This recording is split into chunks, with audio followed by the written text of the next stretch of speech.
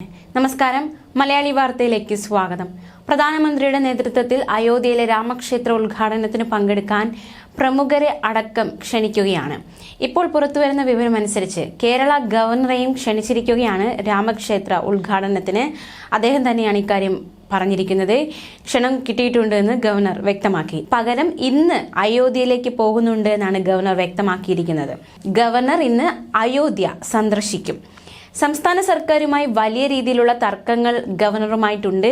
ഈ സാഹചര്യത്തിലാണ് ഗവർണർ അയോധ്യയിലേക്ക് പോകുന്നത്.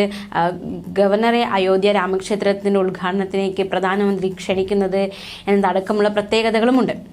പ്രധാനമന്ത്രി നരേന്ദ്രമോദിയാണ് രാമക്ഷേത്ര ഉദ്ഘാടനത്തിന്റെ മുഖ്യാതിഥി. രാഷ്ട്രീയ, സാംസ്കാരിക, സാമുദായിക രംഗങ്ങളിലെ ഒട്ടേറെ പേർക്ക് ക്ഷണം കിട്ടിയിരിക്കുകയാണ്. പ്രതിഷ്ഠാ ചടങ്ങിൽ പങ്കെടുക്കാൻ നടൻ മോഹൻലാലിന് ക്ഷണം കിട്ടി. അയോധ്യയിൽ പൂജിച്ച അക്ഷതവും ക്ഷണപത്രവും കൈമാറി RSS നേതാക്കളായിരുന്നു മോഹൻലാലിനെ ക്ഷണിച്ചത്. പ്രതിഷ്ഠാ ദിനത്തിന് മുന്നോടിയായി അയോധ്യയിൽ മതപരമായ പരിപാടികൾക്കും തുടക്കമായി. ചടങ്ങിനെത്തേണ്ട അതിഥികളുടെ പട്ടിക തയ്യാറാക്കുന്നത് ശ്രീരാമ ജന്മഭൂമി തീർത്ഥക്ഷേത്ര ട്രസ്റ്റ്, വിശ്വ ഹിന്ദു പരിഷത്ത്, രാഷ്ട്രീയ സ്വയം സേവക സംഘം എന്നിവയുടെ അംഗങ്ങളാണ്. അതിഥി പട്ടികയിൽ 150ഓളം കമ്മ്യൂണിറ്റികളിൽ നിന്നുള്ളവരുണ്ട്.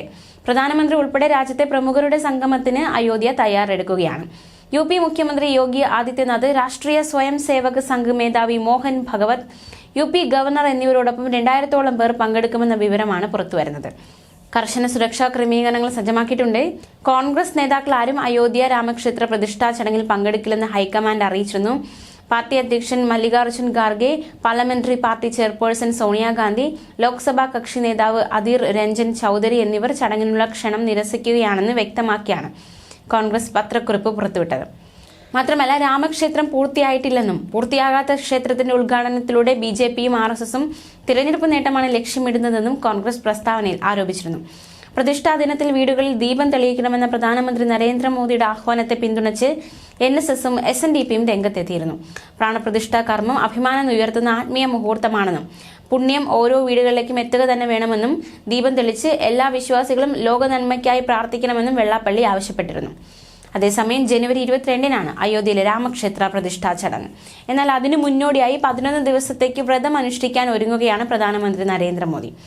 11 ദിവസത്തെ വിശേഷ വ്രതം അനുഷ്ഠിക്കുമെന്ന് അദ്ദേഹം തന്റെ X പ്ലാറ്റ്ഫോമിലൂടെ അറിയിച്ചു. ജനുവരി 22-നാണ് പ്രതിഷ്ഠാ ചടങ്ങ് നടക്കുക. ഒരു ശബ്ദരേഖയും മോദി ഇതിനൊപ്പം പങ്കുവച്ചിട്ടുണ്ട്. അയോധ്യ രാമക്ഷേത്ര പ്രതിഷ്ഠാ ചടങ്ങിനായുള്ള പ്രധാനമന്ത്രിയുടെ ശബ്ദ സന്ദേശമാണ് പുറത്തിറക്കിയിരിക്കുന്നത്. ഇന്നലെ മുതൽ 11 ദിവസത്തെ വ്രതം അനുഷ്ഠിക്കുമെന്ന് അദ്ദേഹം വ്യക്തമാക്കി. എല്ലാവരും ജനുവരി 22-നായി കാത്തിരിക്കുന്നു. രാജ്യത്തെ ജനങ്ങൾ തനിക്ക് ആശീർവാദം നൽകണമെന്നും പ്രധാനമന്ത്രി വ്യക്തമാക്കി. ചരിത്രപരവും മംഗളകരവുമായ ഈ അവസരത്തിൽ സാക്ഷിയാകാൻ കഴിഞ്ഞത് ഭാഗ്യമാണെന്നും പ്രധാനമന്ത്രി പറഞ്ഞു. ന്യൂസ് ഡെസ്ക്, മലയാളി വാർത്ത.